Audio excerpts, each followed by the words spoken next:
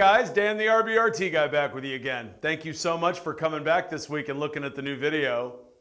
So this week, guys, we're going to do a little bit of a comparison video. We're going to compare our broken bolt RBRT extractor with the foreign object removal sleeve against two other really common types of extractors, or easy outs if you will. The tapered spiral extractor and the tapered fluted four-sided extractor.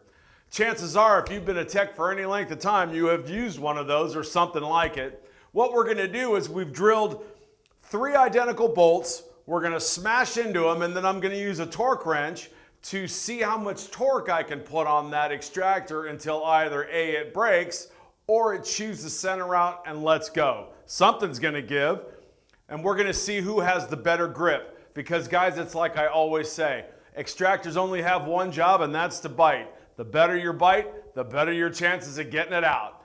So let's go ahead and set our bench vise up and get started. Okay guys, the first design we're going to look at is the square fluted tapered extractor.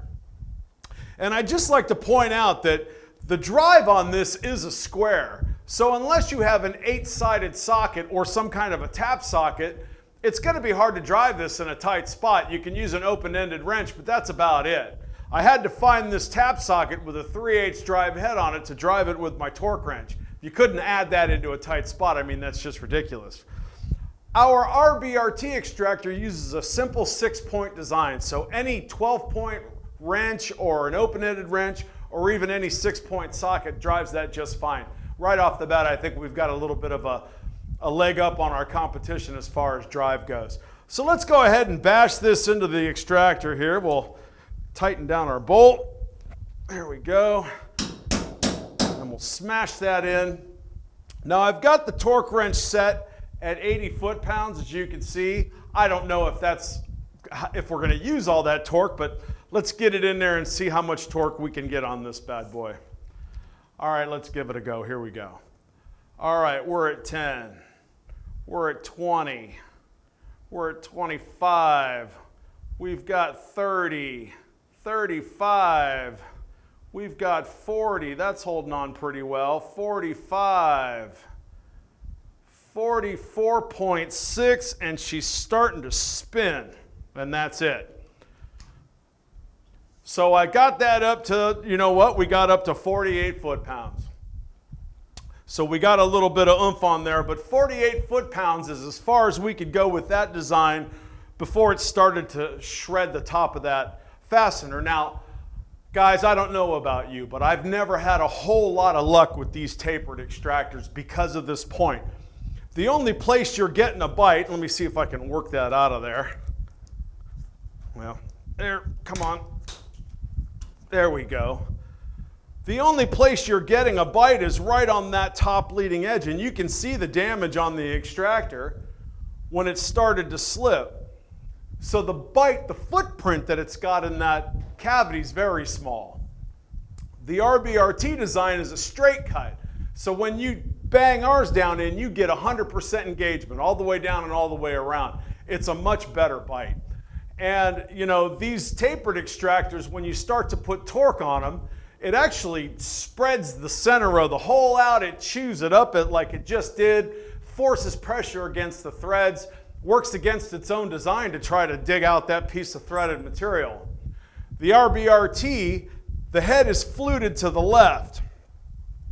And as you apply torque, it pulls the pressure center. It doesn't spread it out. It doesn't fight against its own design. Just a much more efficient way to unthread a threaded piece of metal. So we got up to, what I say, 48 foot-pounds with that one. Let's go ahead and set up for the spiral one and see where we can get with that one. I'll be right back. All right, guys, we're all set up to do our spiral extractor. We've got the bolt in there. Let's go ahead and pound that bad boy down in there.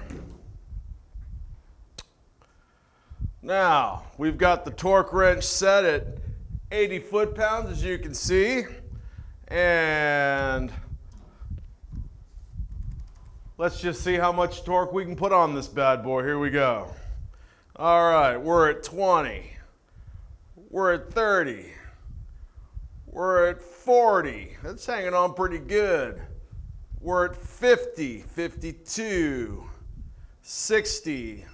You can hear the torque wrench starting to activate. We're at 80, we're at 90. That thing's holding on pretty well.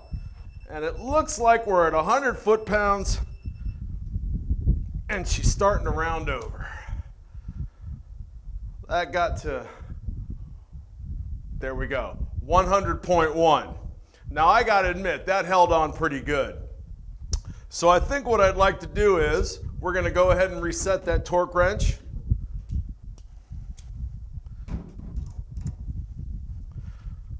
I want to give it just another little go around, see how she does on the second pop.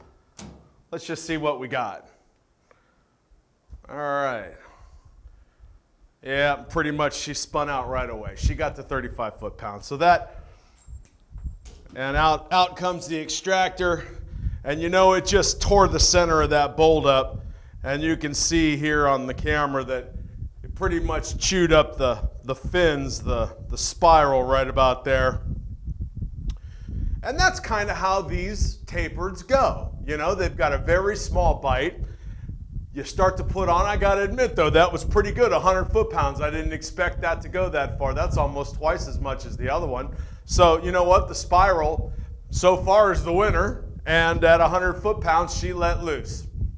Now, we're gonna go ahead and set up for the RBRT, and let's see what kind of foot-pounds we can put on that bad boy. All right, guys, we got the bench vise all set up for the F.O.R extractor. The size I'm using on this test is a number 6. It does go up to 7, it's a 7-piece set. I use the largest sizes on the screw extractor and the fluted extractor, which are number 5.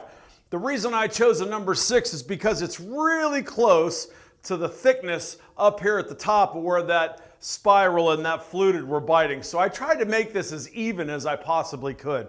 So let's go ahead and smash down into our bolt.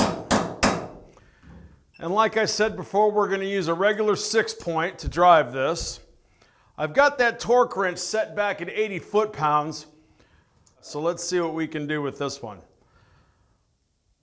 All right, we're at 40, 50, 60. We've already reached 60. We're up to 80, 90, 100, 120, 125, 130. We're at 135. This thing is not going to slip. Oh, and that was really and truly, I was putting my whole back into it. I'm no joke. At 135.1 foot-pounds, the RBRT didn't break and it didn't slip. That's pretty impressive. I'm almost interested to know how much it'd take to break it, but you know, on a test like this, we can only do what we can do. We can try to make it as even across the board. We can try to do everything we can do to make it as real as possible. And I would like to think that if you're in the middle of extracting a broken piece of metal, if you're not getting it out at 135 foot-pounds, you're drilling and tapping. It's just not coming out.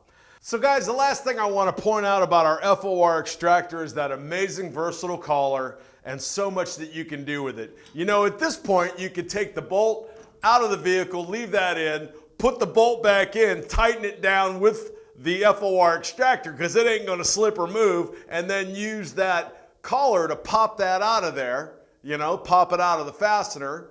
So you could reuse that if you had to. The second thing is now that it's wedged on there real good, that collar will act as the foreign object remover, and it will push that right off of there. So, you know, one of the really cool things that no one else has on the planet is that F.O.R collar. And let's just say at this point of the dance, if you were extracting something and it's not going to come out, you can just take that collar and spin it down, and it'll act as a puller, and it just pulls it right up out of the fastener. Just like that. Pop. Nice and easy. You're not wedging it around, beating it back and forth with a hammer trying to pop it out. That F.O.R collar really just makes all the difference. All right, guys, that's going to do it for this week. Do me a favor. That was a pretty cool video. Give the video a like. Subscribe to the channel if you haven't done it yet. And be sure to hit that notification bell so you can see when the next new RBRT Guy video comes right at you. I'm Dan, the RBRT Guy. We'll see you next time. Thanks very much.